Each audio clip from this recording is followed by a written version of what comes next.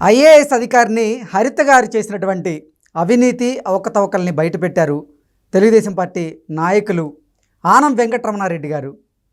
ఆనం వెంకటరమణారెడ్డి గారు హరిత గారు చేసినటువంటి అవినీతిని బయటపెట్టడంతో హరిత గారి పోస్టింగ్ ఊస్టింగ్ అయ్యింది అనేటువంటి వార్తలు వస్తున్న నేపథ్యంలో అసలు ఈ అంశంలో ఏం జరిగింది అనేది మనం విశ్లేషణ చేసుకునేటువంటి ప్రయత్నం చేద్దాం. ప్రస్తుతం మనతో పాటున్నారు ప్రముఖ రాజకీయ విశ్లేషకులు, ప్రముఖ సీనియర్ జర్నలిస్ట్ సిఎస్ రావు గారు. సార్తో మాట్లాడదాం.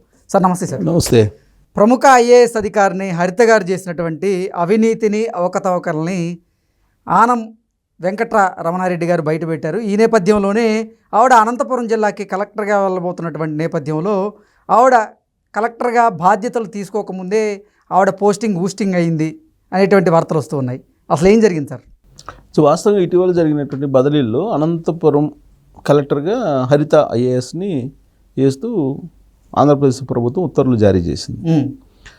జారీ చేసినటువంటి క్రమంలో ఆమె కలెక్టర్గా బాధ్యతలు స్వీకరించడానికి వెళ్తున్నటువంటి సమయంలో వెళ్ళడానికి కొన్ని గంటల ముందు ఆనం వెంకటరమణారెడ్డి అలియాస్ నల్లబాలు అంటారు ఆయన్ని.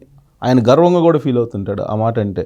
ఆ నల్లబాలు అని పేరు పెట్టింది ఎవరంటే వైఎస్ఆర్ కాంగ్రెస్ పార్టీకి సంబంధించినటువంటి సోషల్ మీడియా వాళ్ళు. అందుకే వాళ్ళని నల్లబాలు అన్నందుకు ఆయన గర్వంగా ఫీల్ అవుతున్నానని చెప్పి కూడా వాళ్ళకి చెప్తూ ఉంటాడు. సో ఆనం వెంకటరమణారెడ్డి ఈవిడ యొక్క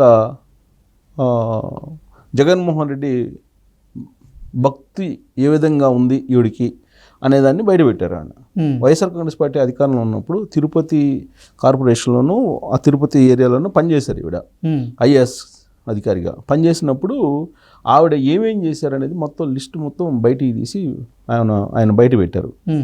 బయట పెడితే జగన్కి వీరభక్త ఐఏఎస్లో ఆవిడ ఒకళ్ళు అని చెప్పి ఎలివేట్ చేశారు.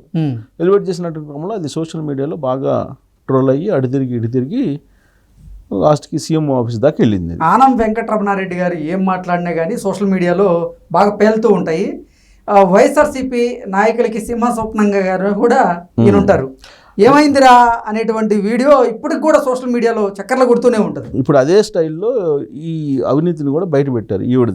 ఈవిడ మీద వచ్చినటువంటి ఆరోపణలు ఏమేమి ఉన్నాయో, అప్పట్లో జగన్కి వీరభక్త ఐఏఎస్గా ఏ విధంగా పనిచేశారో ఈవిడ పుట్టుపూర్వోత్తరాలు మొత్తం బయట పెట్టేశాడు.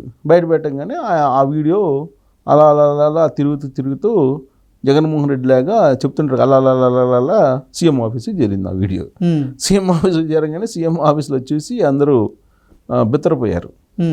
వాస్తవంగా ఈ మధ్యకాలంలో జరిగినటువంటి బదిలీల్లో కానీ లేదా తెలుగుదేశం పార్టీ తీసుకుంటున్నటువంటి కొన్ని నిర్ణయాల్లో కానీ వైఎస్ఆర్ కాంగ్రెస్ పార్టీకి సంబంధించినటువంటి వాళ్ళ ప్రమేయం పరోక్షంగా ఉంటుంది అనేటువంటి అభిప్రాయం చాలా సందర్భాల్లో వ్యక్తమైంది. ఒక రకంగా ఈ వెంకటరమణారెడ్డి లాంటి వాళ్ళు ఉండడం కూడా తెలుగుదేశం పార్టీకి చాలా మంచిది. వాచ్ డాగుల్లాగా వ్యవహరిస్తున్నారు. వాచ్ డాగ్స్ అంటారు కదా, వాచ్ డాగుల్లాగా వ్యవహరిస్తున్నారు. తెలుగుదేశం పార్టీలో ఉండేటువంటి కొంతమంది కూడా ఎప్పటికప్పుడు సోషల్ మీడియాలో పెడుతూ అలర్ట్ చేస్తూ ఉన్నారు సీఎం ఆఫీస్ని. సరే, ఇంత పెద్ద వ్యవస్థలో తప్పులు జరగడం అనేది సహజం. కొన్ని సందర్భాల్లో తప్పులు జరగచ్చు. కానీ వాటిని అలర్ట్ చేస్తే కనుక అప్రమత్తం చేస్తే సరిదిద్దుకునేటువంటి అవకాశం ఉంది. లేదా ఆవిడ కలెక్టర్గా అపాయింట్ అయ్యి అక్కడ పోయి ఛార్జ్ తీసుకున్న తర్వాత ఇమీడియట్గా అయితే మళ్ళీ బదిలీ చేయలేరు కదా. ఆవిడ ఛార్జ్ తీసుకోకముందే ఈ వీడియో ఆయన చేశాడు. దాంతో ఆవిడ అనంతపురం వెళ్ళి ఛార్జ్ తీసుకునే టైంకి ఆవిడకి మళ్ళా మీరు అక్కడి నుంచి బదిలీ అయిపోయారు, అంటే ఆ ఉత్తర్వులు రద్దు చేస్తున్నామని చెప్పి చీఫ్ సెక్రటరీగా ఉన్నటువంటి నీరబ్ కుమార్ ప్రసాద్ మళ్ళీ జిఏడిలో మీరు జిఏడికి రిపోర్ట్ చేయండి అని చెప్పి మళ్ళీ ఫ్రెష్ ఉత్తర్వులు పంపించారు. దాంతో ఆవిడ జిఏడిలో రిపోర్ట్ చేయాల్సినటువంటి పరిస్థితి ఏర్పడింది. అంటే అంత అథెంటికేటివ్గా ఆనం వెంకటరమణారెడ్డి తన వీడియోని చేయడంతో పాటు ఆవిడ ఏ విధంగా జగన్ వీరభక్త ఐఏఎస్గా వ్యవహరించారు అనేది ఎలివేట్ చేశారు. ఆ విధంగా ఎలివేట్ చేయగలిగి ఉండాలి తెలుగుదేశం పార్టీలో ఉండేటువంటి లీడర్లు కూడా. చాలా బదిలీల్లో కానీ లేదంటే ఈ కేసుల విషయంలో కానీ చాలా తప్పిదాలు జరుగుతూ ఉన్నాయి. వాటన్నిటిని ఎలివేట్ చేసినందువల్ల తెలుగుదేశం పార్టీ లేదంటే తెలుగుదేశం పార్టీ అధిష్టానం బాధపడాల్సిన అవసరం లేదు. ఇప్పుడు రీసెంట్గా లోకేష్ని కొంతమంది వైఎస్ఆర్ కాంగ్రెస్ పార్టీ వాళ్ళు పవర్ బ్రోకర్స్ కలవడం జరిగింది. అందరూ ఆంధ్రప్రదేశ్లో ఉండేటువంటి వాళ్ళు లేదా తెలుగు వాళ్ళు అందరూ కూడా అందరికీ తెలిసి ఉంటారు. వాళ్ళు ఎవరెవరు జగన్మోహన్ రెడ్డి దగ్గర పవర్ బ్రోకర్స్గా వ్యవహరించారు, ఎవరెవరు ఎంత సంపాదించారు అనేది అందరి గురించి తెలియదు.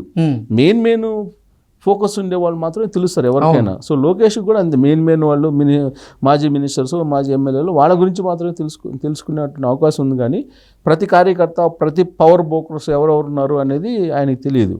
సహజంగా ఆయనకి కదా, ఎవరికైనా తెలియదు.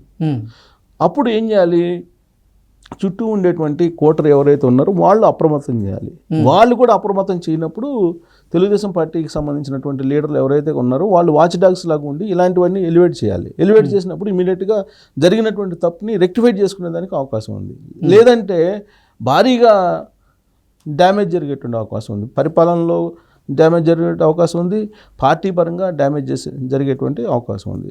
కాబట్టి వెంకటరమణారెడ్డిని ఒక రకంగా అప్రిషియేట్ చేయాలి ఇలాంటి బయట పెట్టినందుకు. ఇటీవల కాలంలో రోజాకు సంబంధించినటువంటి తిరుమల తిరుపతి దేవస్థానంలో ఆయన చేసినటువంటి భోగోతాలన్నీ కూడా ఆయనే బయట పెట్టాడు.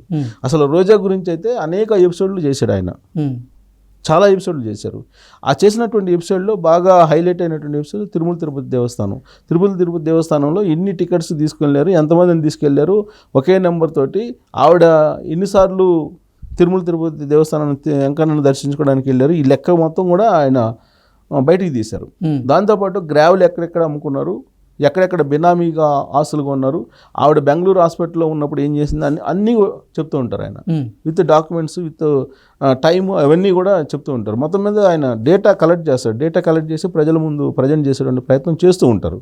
ఇప్పుడు కూడా హరిత IAS గురించి కూడా ఆయన చేసినటువంటి వీడియో, ఇచ్చినటువంటి సమాచారం, దాన్ని పరిశీలించిన తర్వాత సీఎం ఆఫీసు ఆవిడ కలెక్టర్గా అనంతపురంలో పనికిరారు అనేటువంటి ఉద్దేశంతో ఆవిడని మళ్ళా GADకి రిపోర్ట్ చేయమని చెప్పి ఉత్తర్వులు జారీ చేయడం అనేది అనంతపురంలో ఉండేటువంటి వాళ్ళు. లేదంటే ఆవిడ అపాయింట్మెంట్ని తెలుగుదేశం అనంతపురంలో ఉండేటువంటి వాళ్ళు చాలామంది అభ్యంతరం పెట్టారు.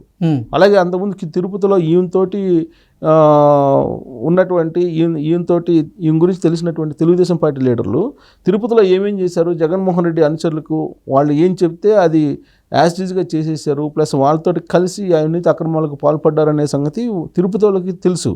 అది అనంతపురం వాళ్ళకి చేరేస్తారు కదా జనరల్గా.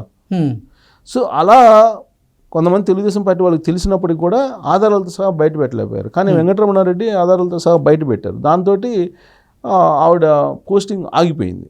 సో ఇలా మనం తీసుకుంటే కనుక ఈ 2 నెలల కాలంలో అటు IASలు IPSలో బదిలీల విషయంలో దాదాపు 2-3 కొంచెం మిస్ఫైర్ అయినాయి. అంటే జగన్మోహన్ రెడ్డి వీరభక్తులుగా ఉన్నటువంటి వాళ్ళకు కూడా పదవులు ఇవ్వడం జరిగింది. రకరకాల కోణాల నుంచి వీళ్ళు పైరవీలు చేసుకుంటూ వాళ్ళు మళ్ళా కీలకమైనటువంటి ప్లేసుల్లో ఉండడానికి ప్రయత్నించి సక్సెస్ అయినటువంటి వాళ్ళు ఉన్నారు. సో వాళ్ళ మీద కూడా కొన్ని వీడియోస్, కొన్ని న్యూస్ సోషల్ మీడియా వేదికగా అలాగే వాట్సాప్ గ్రూపుల్లో తిరుగుతూ ఉన్నాయి ఇప్పటికి కూడా.